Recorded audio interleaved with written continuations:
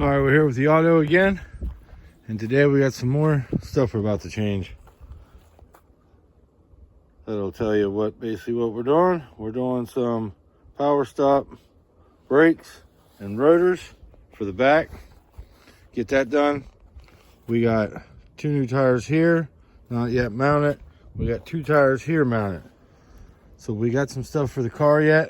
We're gonna get some brakes for the front, same as what we got for the back, probably within a week. And then we're going to do some suspension upgrades yet. So getting the auto back into shape here. First thing you do to get these calipers off are a 14 there, 14 there. Hopefully these calipers are in good shape.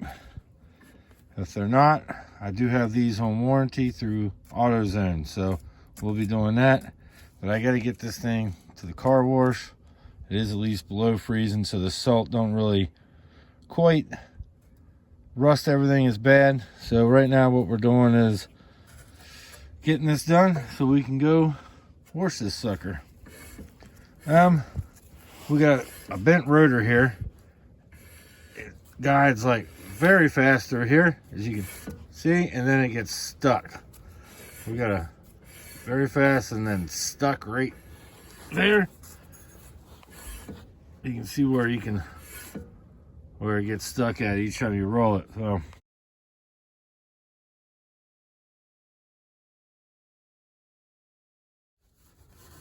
okay, that's off of there. As you guys can see, that free spins easily now. Okay, now do we have a bad caliper? This is how you're going to be able to tell. See the material on these brake pads? That's very even from inside and out. This is the inside, this is the outside. That's very even. I would say this caliper is not hanging up and is not causing a problem. We did have one hang up a while back, and I never changed the rotor, and that's why it's warped. It got hot several times when I changed one of those, but that was our problem. No problem with the caliper. On to the next thing is getting this off, which is 2, I believe these in the back might even be 14s. Yes, they are. So 14 for the job the whole way out here. We'll get this off. Sorry for the wind noise. There's probably some wind noise in this video, but it is about 70-mile-an-hour breezes today. Not quite that much. 15 to 35, so it's quite windy. But you see how these work? No issue. If you got an issue there, you need to replace that. But no issues here either. So we're not replacing that. Now we got to get this off of here, which we might have to beat it off. Like that. Beat this way. Yada, yada, yada. That's what you do. Spin it like that. Come over here. Crack it there, spin it, crack it. I'm gonna go get a brass hammer and do it, and we'll go from there.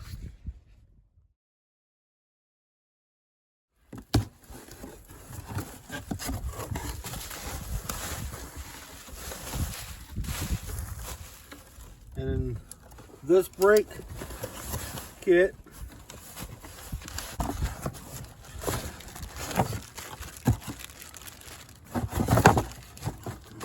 was $69 for the brakes and rotors. That was it. $69. Now what you want to do is, this has oil around it. So what you want to do is get some brake clean, spray all around that, clean it, both sides, clean it, and then put it onto your hub.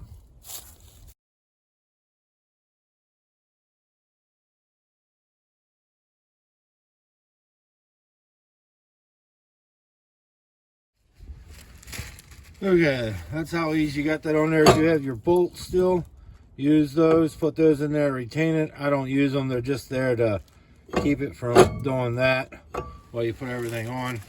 This brake lube is also good if you want to pull these out and re-grease them, but mine are really good, so I'm not I'm not going to re-grease. I don't see a reason to do it.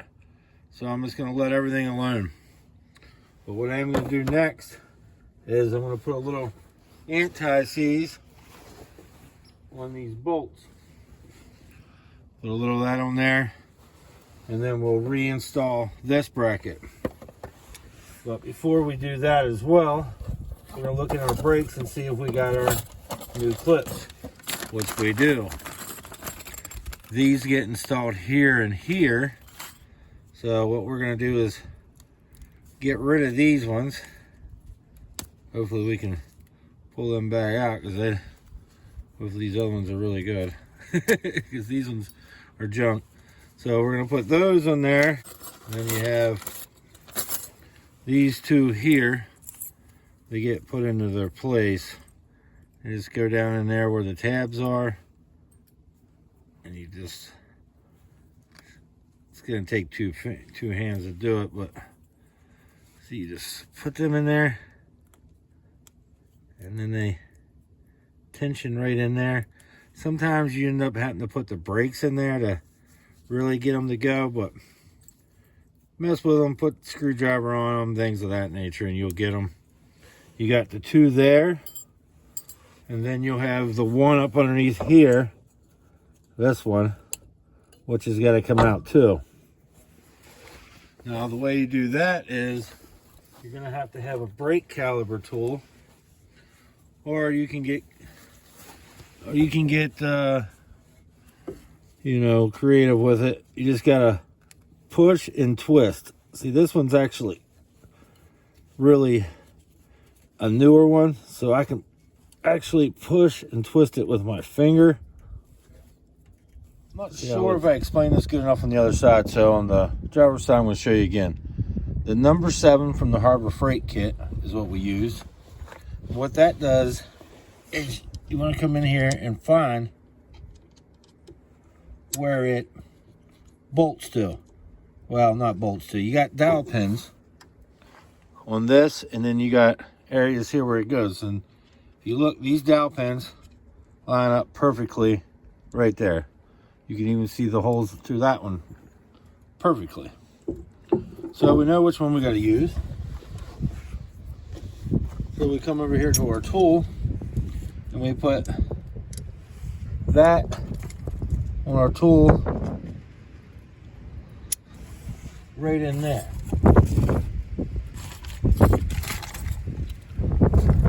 Sorry about the wind. And this slides over here, just like that. And you want to put this side, the curvature side, if I remember right, to this side. Let's see if I'm right.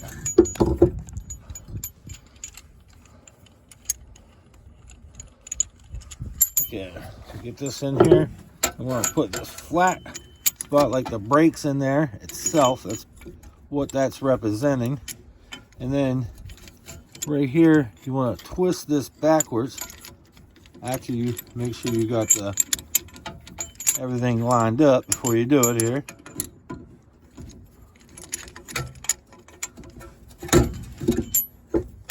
Kind of hard to show you on camera.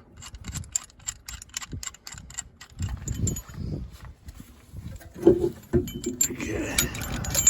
I'll make sure that these are in the groove, which they are. So I want to tighten this up, which we tightened that up.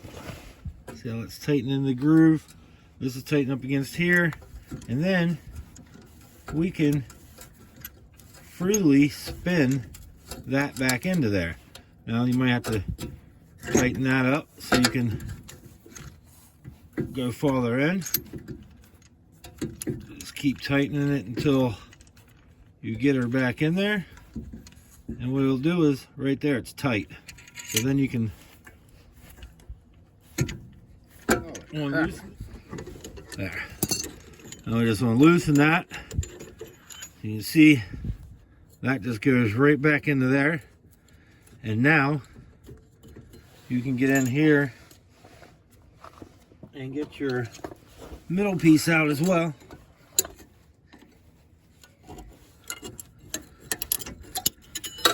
So that's out of there, and then you can clean everything up around it. So there we go. That's all done, ready to roll. Just wanted to show you on this side as well. Pull back. See how it's tight now, and then you can spin your thing till it goes in, and that's what we did. We just spun that until it's tight, and then you can come in and tighten it like this, pull it out, and then you're good to go. Everything's back in there like it's supposed to be. And then you can start bolting everything up. You can put your piece that goes in the inside in there first. All right, now sometimes you gotta pull these out a little bit, but that's in there nice and flush with our tool. Put this on top, this one underneath. Might have to use a screwdriver here. I'll pry it out. There, it's nice and clips in. Nice and solid. That's in there. And then you have these ones that go in here like this right here. They just sit right in there. Now, sometimes these are easier to get to sit in there when you put the brakes in there. Sometimes these like to... It's hard to show you guys on camera. It's wanting to go down in, but if I put the brake system on here, it'll actually sit in there better. You can see that this one side here wants to keep popping up. But if we put the brakes in there, they'll sit in there better.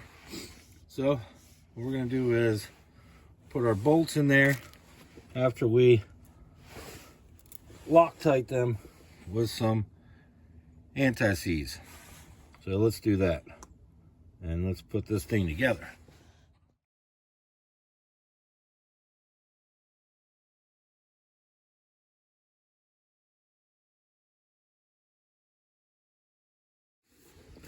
Okay, so with these brakes, what you're going to want to do is you're going to use brake lube.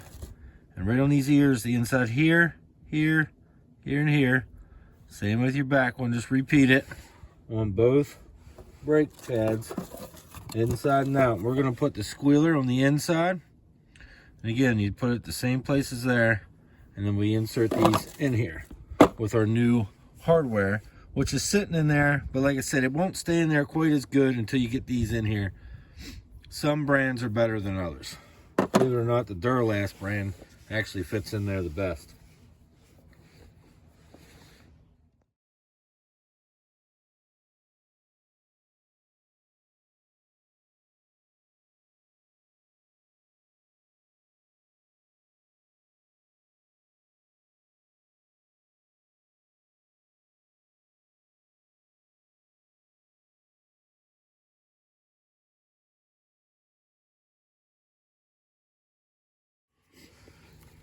I don't use any anti-seize on these normally because they're in everything, but you could use them on that.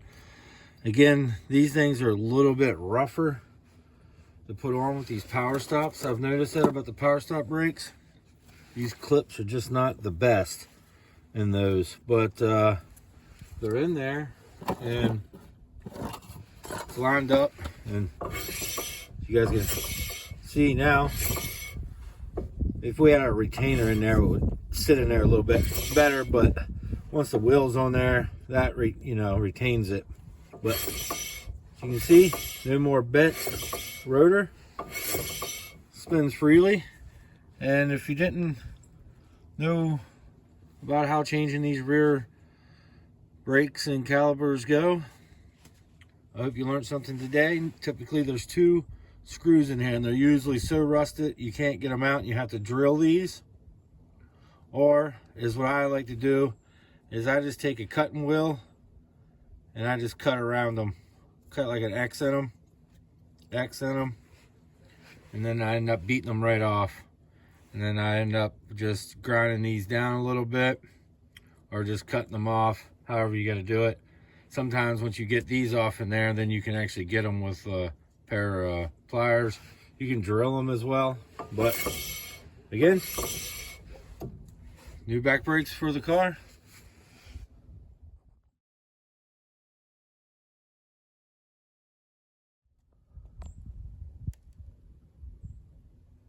Part number to the power stop rotors.